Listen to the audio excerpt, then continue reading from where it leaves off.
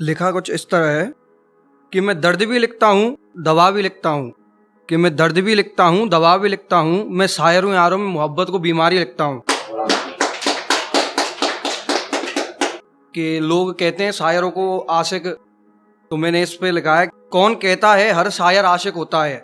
कि कौन कहता है कि हर शायर आशिक होता है। मोहब्बत पर नज्म लिखना पागलपन होता है। मोहब्बत पर नज्म लिखना पागलपन होता है। लोगों का काम है कुछ कहना, मोहब्बत करना तो खुदा का वरदान होता है। फिर किसी को अपना समझ मैंने बताए थे कुछ राज। किसी को अपना समझ मैंने बताए थे कुछ राज। किसी को कुछ मत कहना कहकर सबको सब कुछ पता चल गया। फिर अपने शायरों के बारे में लिखा है कि आओ कभी महफिल में, एक शायर दूसरे शायर से कह रहा है, आओ कभी महफिल में अल्फाज गूंज उठेंगे जिनमें कुछ हमारे तो कुछ तुम्हारे होंगे। कि आओ कभी महफिल में अल्फाज गूंज उठेंगे जिनमें कुछ तुम्हारे तो कुछ हमारे होंगे। मैं शुक्रिया करना चाहता हूँ उसका जिसने मुझे तुझसे मिलवाया। मैं शुक्रिया करना चाहता हूँ उसका जिसने तुझे मुझसे मिलवाया।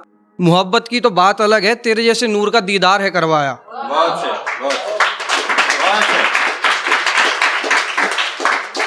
की कलम शांत है मेरी, समझ नहीं आ रहा क्या लिखूं। की कलम शांत है मेरी, समझ नहीं आ रहा क्या लिखूं। जज्बात लिखूं या साजिशे।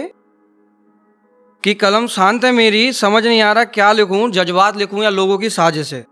एक छोटी सी उम्र में बहुत कुछ देखा है मैंने।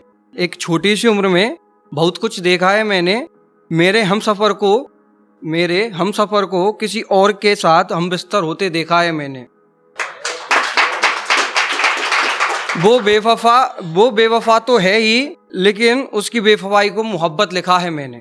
कि वो बेवफा तो है ही, लेकिन उसकी बेवफाई को मोहब्बत लिखा है मैंने।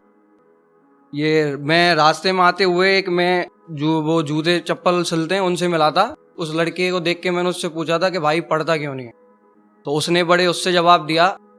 मैं उसको शायरी में वो बोलना चाहता हूँ कि भैया, बाप का साया जिसके सर पे ना हो, बाप का साया सर पे ना हो, और माँ कोने में बिन आंसू रोती बिलखती हो।